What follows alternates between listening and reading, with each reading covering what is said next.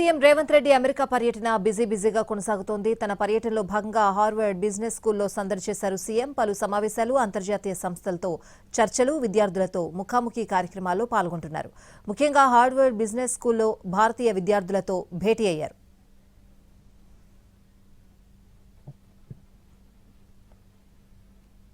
భారతీయ విద్యార్థుల ప్రత్యేక ఆహ్వానంతో క్యాంపస్ను సందర్శించారు సీఎం. ఈ మేరకు విద్యార్థులతో తన ఆలోచనలను పంచుకున్నారు. విద్యార్థులతో జరిగిన చర్చాగోష్ఠిలో సీఎం రేవంత్ తన రాజకీయ ప్రస్థానాన్ని ఎదుర్కొన్న సవాళ్లను వివరించారు. విజయం అనేది అదృష్టం వల్ల రాదని, నిరంతర కృషి, లక్ష్యం పట్ల స్పష్టత ఉంటేనే సాధ్యమని తన విజయ మంత్రాన్ని విద్యార్థులకు బోధించారు.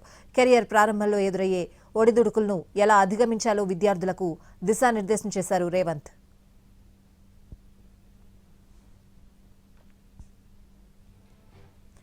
విజన్ తెలంగాణను గ్లోబల్ మ్యాప్లో అగ్రస్థానంలో నిలబెట్టడమే తన ప్రభుత్వ లక్ష్యమని రేవంత్ రెడ్డి స్పష్టం చేశారు. హైదరాబాద్ను కేవలం ఐటీ హబ్గానే కాకుండా అన్ని రంగాల్లోనూ మేటిగా తీర్చిదిద్దుతున్నామని వివరించారు. ప్రభుత్వం ప్రతిష్టాత్మకంగా చేపట్టిన ఫ్యూచర్ సిటీ ప్రాజెక్టు గురించి ప్రస్తావించారు. తెలంగాణ అభివృద్ధిలో అంతర్జాతీయ ప్రమాణాలను ఎలా పాటిస్తున్నామో చెప్పారు.